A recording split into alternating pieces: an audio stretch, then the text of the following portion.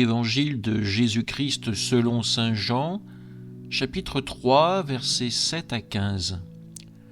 En ce temps-là, Jésus disait à Nicodème, « Il vous faut naître d'en haut. Le vent souffle où il veut. Tu entends sa voix, mais tu ne sais ni d'où il vient, ni où il va.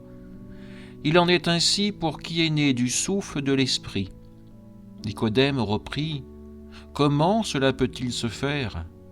Jésus lui répondit, « Tu es un maître qui enseigne Israël et tu ne connais pas ces choses-là ?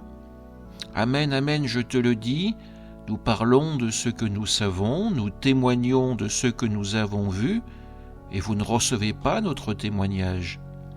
Si vous ne croyez pas lorsque je vous parle des choses de la terre, comment croirez-vous quand je vous parlerai des choses du ciel ? Car nul n'est monté au ciel sinon celui qui est descendu du ciel, le Fils de l'homme.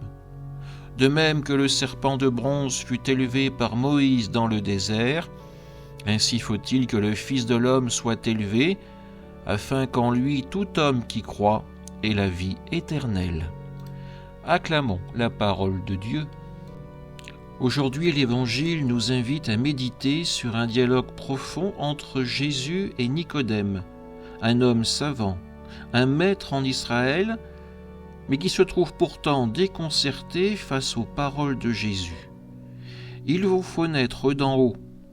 Ces mots, pourtant simples en apparence, bouleversent Nicodème. Comment un homme peut-il naître à nouveau ? Comment comprendre cette naissance spirituelle dont parle Jésus ?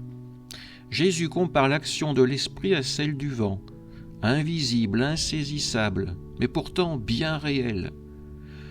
Nous ne voyons pas le vent, mais nous en ressentons les effets. Ainsi en est-il de l'Esprit de Dieu. Il agit dans nos vies, souvent de manière discrète, mais toujours efficace. Et naître d'en haut, c'est accepter d'accueillir cet esprit, c'est accepter de laisser Dieu renouveler notre cœur pour vivre selon son amour, selon sa vérité.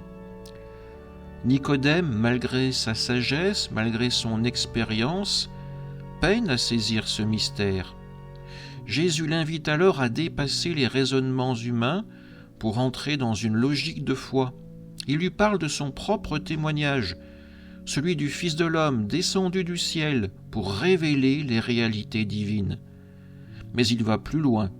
Il annonce que le Fils de l'homme sera élevé, une allusion à sa croix, à sa mort et à sa résurrection. Nous y voyons aussi l'image de ce serpent de bronze dans le désert qui sauvait ceux qui le regardaient avec foi. Jésus, élevé à son tour sur la croix, devient le signe du salut pour tous ceux qui croient en lui, qui lui donnent sa confiance. Frères et sœurs, ce passage nous interpelle.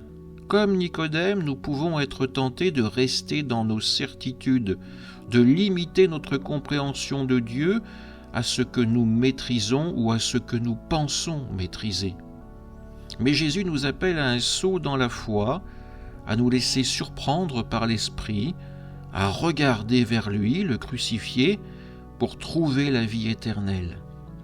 Cette vie n'est pas seulement une promesse future, elle commence dès aujourd'hui lorsque nous vivons en communion avec lui. Alors n'ayons pas peur de demander au Seigneur la grâce d'être renouvelés par son Esprit, de naître chaque jour à une vie nouvelle et de croire en son amour qui nous sauve sur la croix pour nous permettre d'entrer dans le royaume de son Père. Amen.